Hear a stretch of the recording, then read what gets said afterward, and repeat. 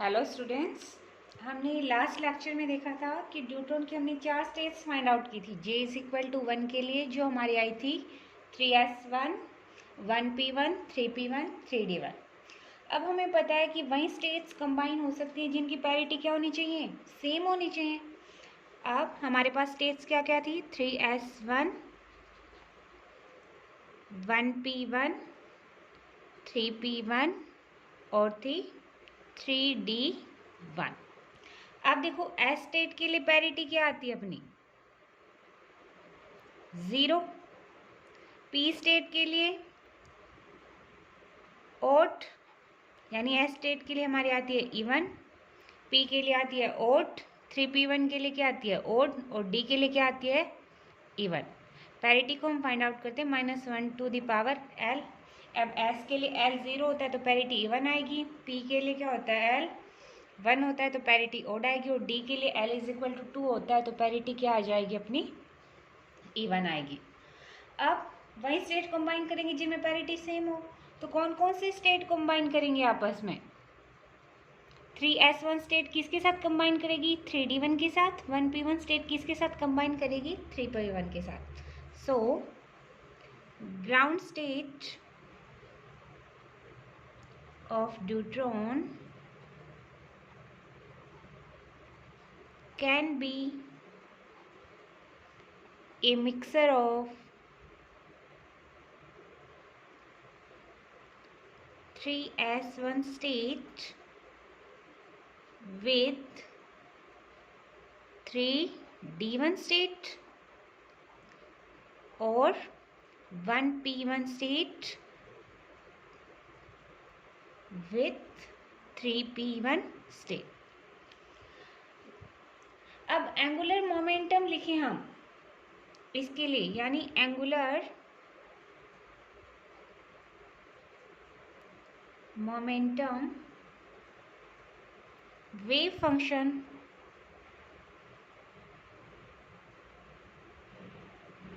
For two particle system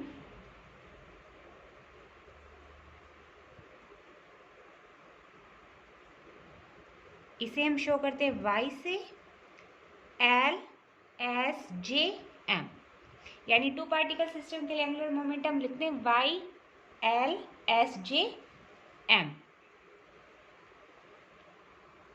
यहाँ पर L क्या है अपना ऑर्बिटल एंगुलर मोमेंटम, एस क्या है spin, J total angular momentum, M क्या है Z component of angular momentum, Z component of G. अब इसे हम क्वांटम मैथमेटिकली किस तरह से लिखते हैं, Y L S J M is equal to sigma M S M L average L S M L M S J M J S M S Y L M L. अब यहाँ पे जाई S M S क्या है, ये है spin wave function,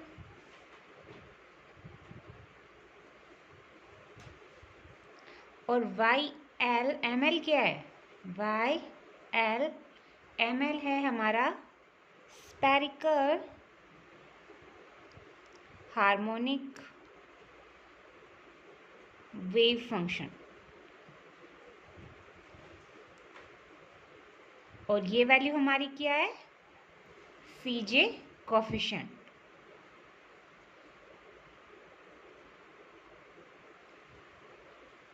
अब to particle system के लिए हम स्पिन वेव फंक्शन की वैल्यू जानते हैं,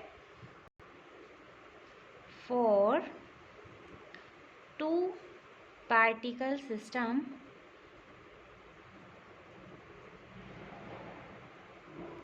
जाई एस की वैल्यू 1, तो ms की वैल्यू 1, इसकी वैल्यू होती है अल्फा 1 अल्फा 2।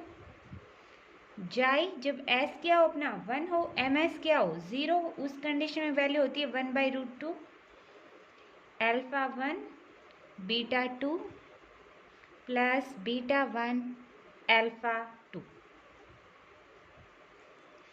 थर्ड जब जाई क्या हो अपनी 1 हो, s की वैल्यू 1 हो और ms की वैल्यू क्या हो -1 हो, तो उस कंडीशन में वैल्यू क्या होती है बीटा 1 बीटा 2।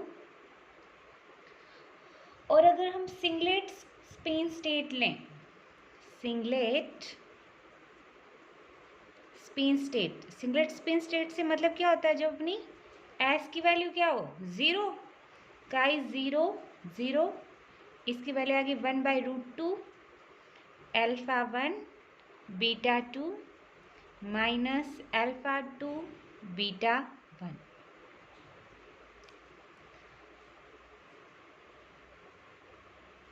अब देखो यहाँ पर s ms है क्या, s की वैल्यू जब क्या अपनी 1 है तो ms की वैल्यू कहाँ से कहाँ तक वेरी कर सकती है -s2 प्लस s। तो यहाँ पर हमने पहले क्या लिया 1 के कोरिस्पॉन्ड में 1, फिर 1 के कोरिस्पॉन्ड में 0, 1 में -1। सिंगलेट स्पिन स्टेट में s की वैल्यू क्या है 0 है, तो ms की वैल्यू भी क्या होगी 0, उस कंडीशन में ये वाली वैल्यू होती है। अब आप लोग सोच रहे होंगे कि ये अल्फा और बीटा क्या है। अल्फा क्या है अपनी स्पिन अप स्टेट के लिए जो मैट्रिक्स है 1 0 होती है वो है, और बीटा क्या है 0 1 जो spin down state of nucleon. और ये 1 2 किसके लिए लगा रखे हैं, ये मतलब प्रोटॉन के लिए, ये न्यूट्रॉन के लिए। तो यहाँ से हम लिख सकते हैं अल्फा की वैल्यू होती है 1 0, जो किसको शो करती है spin up state of nucleons. वहीं बीटा की वैल्यू क्या होती है 0 1, जो क्या होती है spin down state of nucleons. अब हम अलग अलग स्टेट के लिए एंगुलर वेव फंक्शन की वैल्यू कैलकुलेट करेंगे। देखो हमारे पास 4 स्टेट आई थी, उनके लिए चारों के लिए अलग अलग वेव फंक्शन की वैल्यू कैलकुलेट करेंगे, और फिर उनके लिए हम क्या करेंगे श्रोडिंगर वेव इक्वेशन को सॉल्व करेंगे। तो angular part of wave function क्या होगा, angular part of wave function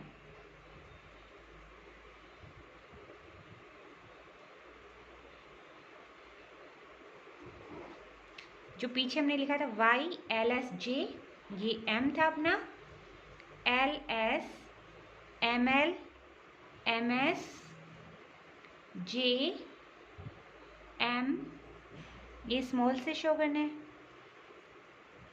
j s m s y l m l। अब हम चारों स्टेट्स के लिए एंगुलर फंक्शन की वैल्यू निकालते हैं। सबसे पहले मैं कौन सी स्टेट लेती हूँ 3s1 स्टेट। अब 3s1 स्टेट में g इज इक्वल टू क्या होता है 1 होता है, m की वैल्यू क्या होती है 1 होती है, l की वैल्यू क्या होती है इसके लिए 0 होती है, s की वैल्यू क्या है अपनी 1 है। ये वैल्यू हम किस में रखेंगे इस वाले फंक्शन में, तो हमारा क्या आएगा y 0 1 1 1, यहाँ से l की वैल्यू क्या अपनी 0, s की 1, ml की वैल्यू क्या है 0, ms की वैल्यू क्या है 1, और j अपना 1 है और m भी अपना 1 है, और j 1 1 y 0 0, इक्वेशन नंबर 1। अब जब आप इस CJ कोफिशिएंट की वैल्यू कैलकुलेट करोगे तो आपका क्या आएगा 1 आएगा। तो हमारे पास यहाँ पे y 0 1 1 1 इज इक्वल टू क्या आ जाएगा j 1 1 y 0 0। अब हमने j 1 1 की वैल्यू निकाली थी, वो हमारी क्या आई थी अल्फा 1 अल्फा 2 y 0 0। सॉरी इसको नहीं, इसको इक्वेशन 1 लेंगे, ठीक है। अब सेकंड 3d1 स्टेट ले लेते हैं, वैसे थी तो p वाली लेकिन 3d1 ले लेते हैं क्योंकि s किसके साथ कंबाइन करेगी d स्टेट के साथ करेगी। अब 3D1 स्टेट के लिए J की वैल्यू तो सबके लिए क्या थी, 1 थी, M की वैल्यू 1, L की वैल्यू 2 और S की वैल्यू क्या है, 1 है। अब ये वाली वैल्यू हम कहाँ पुट करेंगे, उस वाले इक्वेशन में। अब देखो J इज इक्वल टू क्या होता है अपना, L प्लस S होता है। वैल्यू क्या होनी चाहिए, 1 होनी चाहिए। अब L प्लस S है तो ML प्लस MS की वैल्यू भी क्या होगी, 1 होनी चाहिए। तो यहाँ से ML की वैल्यू हमारे पास क्या निकल के आएगी, 1 माइनस MS। तो ये वाली वैल्यू जब हम वेव फंक्शन में रखेंगे तो क्या आएगा, y। L की वैल्यू क्या है अपनी, 2 है, S की वैल्यू क्या है, 1 है, J की वैल्यू 1 है, M की वैल्यू 1 है, L की वैल्यू 2, 0। ML की वैल्यू क्या है, 1 माइनस MS JM 1 1 जाई। S की वैल्यू हमारे पास 1 है, MS की वैल्यू क्या है अपनी, MS ही रख दी। और Y L की वैल्यू कितनी है, 2 और L की वैल्यू क्या है, 1 माइनस MS। अब यहाँ से क्या आएगा, 2 0। अब देखो आपके पास MS की वैल्यू कहाँ से कहाँ तक वेरी कर सकती है, S की वैल्यू कहाँ से कहाँ है, 1 तक है, तो MS की वैल्यू भी कहाँ से कहाँ तक वेरी करेगी, -1 to +1। अब हम जब MS की वैल्यू -1 लेते हैं तो उस कंडीशन में ये क्या बन जाएगा, 2 बन जाएगा। MS क्या है अपना, -1। आगे 1 1 जाई 1, MS की वैल्यू हमने क्या लिया, -1 और Y2 2 प्लस। नेक्स्ट कंडीशन में हम MS की वैल्यू क्या लेंगे, +1 लेंगे। उस कंडीशन में ये क्या बन जाएगा, 2 0 1 माइनस 1 क्या हो जाएगा, 0। और ये MS1 सॉरी 1 1 और यहाँ से हमारे पास क्या आ जाएगा, जाए 1 तो था ही, इसकी वैल्यू 0, Y2 1 आ जाएगा। अब जब आप इस CJ कोफिशिएंट और इस CJ कोफिशिएंट की वैल्यू फाइंड आउट करोगे तो आपके पास निकल के आएगा √3/2 β1 β2 Y22 प्लस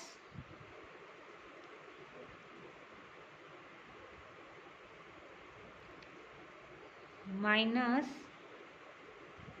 √3/10 इंटू 1/√2 α1 β2 प्लस β2 α1 ब्रैकेट बंद और Y21 बाहर।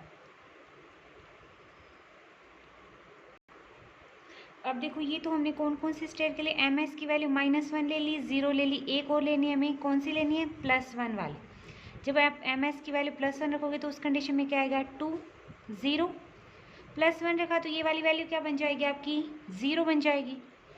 और MS की वैल्यू क्या होगी, 1, GM की वैल्यू 1 है ही, और आगे आपके जाई क्या आ जाएगा, 1 की जगह 1, MS की वैल्यू हम 1 पुट करें, Y2 1 माइनस MS क्या हो जाएगा, 0 हो जाएगा। तो एक ये वाली वैल्यू आएगी आपके, और उस वाले की वैल्यू क्या होगी, 1/√2 α1 α2 Y2 0। तो इस तरह से ये होगी आपकी इक्वेशन नंबर 2 3D1 स्टेट के लिए।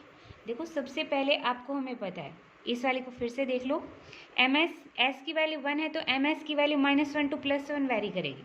तो हमें एक बार तो MS की जगह -1 रखना है, एक बार 0 रखना है, एक बार +1 रखना है।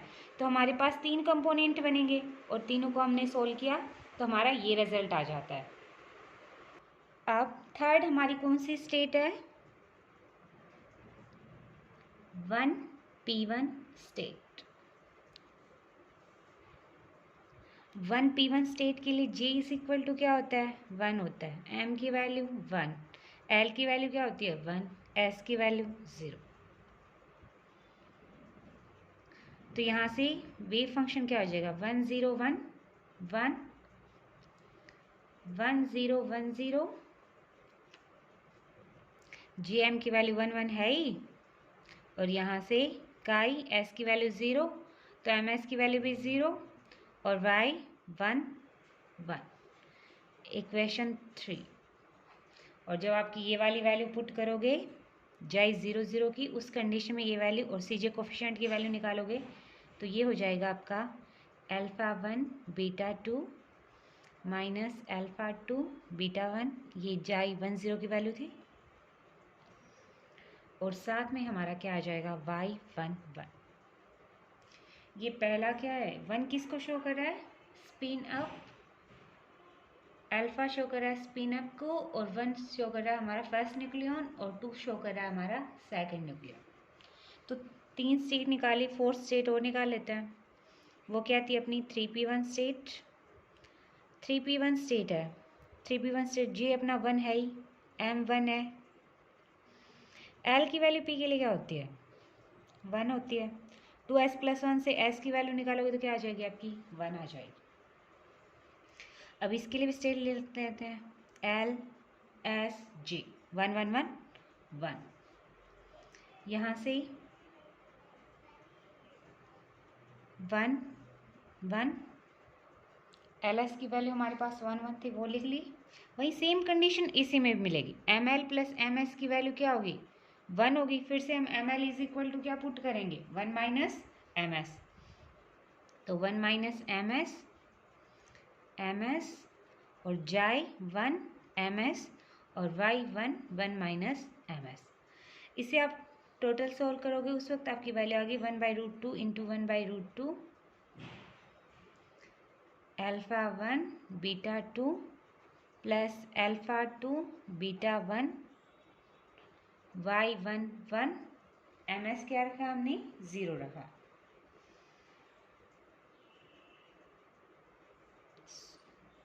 -1। नेक्स्ट वाले में -1/√2 अल्फ़ा 1 अल्फ़ा 2 y 1 0।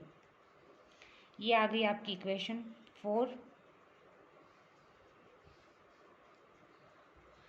अब हमने चारों वेव फंक्शन तो निकाल लिए, लेकिन टोटल जो वेव फंक्शन है, मतलब जो हमें पहले पता था कि ड्यूट्रॉन है ना कौन सी स्टेट में रहता है, ज़्यादातर 3s1 स्टेट में रहता है। वो क्या होता है, जो टोटल वेव फंक्शन वो रेडियल पार्ट और एंगुलर पार्ट का क्या होता है, मल्टीपल होता है। तो 3s1 स्टेट के टोटल वेव फंक्शन को हम 5 से रिप्रेजेंट करें तो वो वाली वैल्यू कैसे लिख सकते हैं, for 3s1 state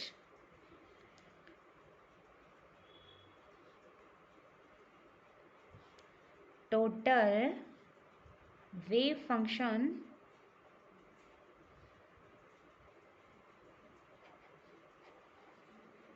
phi 0 1 1 is equal to v0 r by r y 0 1 1 dash। Equation 5। फिर से वहीं 3d1 स्टेट के लिए L की वैल्यू क्या होती है 2 होती है, 1 1 v2r upon r y2 1 1 dash. Equation 6। For 1p1 state phi 1 0 1 dash v1r upon r y 1 0 1 dash. Equation 7। और 3p1 स्टेट के लिए phi p की वैल्यू 1 होती है, s1 और j1 m1 उसे हमने wr से शो कर दिया, y1 डैश। इक्वेशन 8। तो इस प्रकार से हमारे पास ड्यूट्रॉन की 4 पॉसिबल स्टेट हो गई। किसके लिए, j = 1 के लिए। अब हम इन्हें क्या करेंगे, श्रोडिंगर वेव इक्वेशन में रख के इन्हें सोल्व करेंगे, जो हम करेंगे नेक्स्ट लेक्चर में। सो आज के लिए इतना ही। Thank you.